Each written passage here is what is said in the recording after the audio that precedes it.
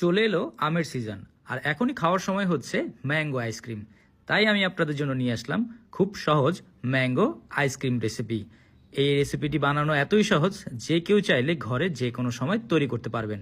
তার জন্য আমাদের লাগবে একটি মিডিয়াম সাইজের আম। এরপর এই আমকে আমি সুন্দর করে কেটে নিব। আপনারা কে কোথা থেকে আমার এই ভিডিওটি দেখছেন অবশ্যই কমেন্ট করে জানাবেন। আমি আপনাদের সবার কমেন্টের উত্তর দিব, কারণ আপনাদের কমেন্ট পড়তে আমার অনেক ভালো লাগে। আমগুলোকে আমি এভাবে কেটে নিয়েছি। এরপর একটি চামচের সাহায্যে আমগুলোকে আমি বের করে নিয়ে আসব। আপনারাও ঠিক এইভাবে একটি চামচের সাহায্যে আমগুলো কেটে বের করে নিয়ে আসবেন, তাহলে আম আর নষ্ট হবে না। আমগুলো সুন্দর করে কাটা হয়ে গেলে আমরা এগুলোকে নিয়ে একটি ব্লেন্ডারে রেখে দিব।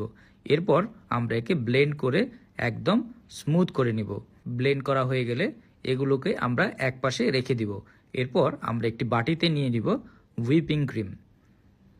এরপর আমরা একটি হ্যান্ড বিটারের সাহায্যে একে কিছুক্ষণ বিট করে নিব।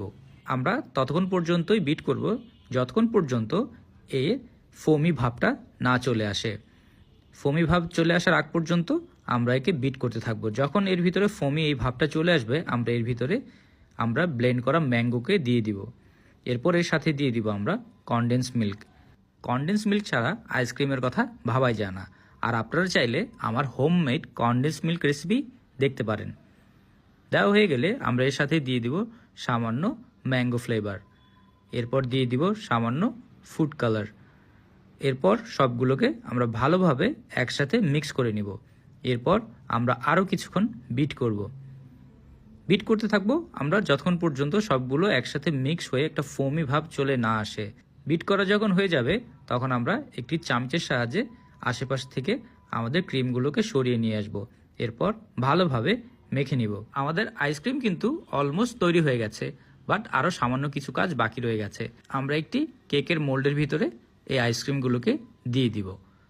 তারপর খুব ভালোভাবে এই মোল্ডের ভিতরে এগুলোকে সাজিয়ে সুন্দর করে বসিয়ে দিতে হবে।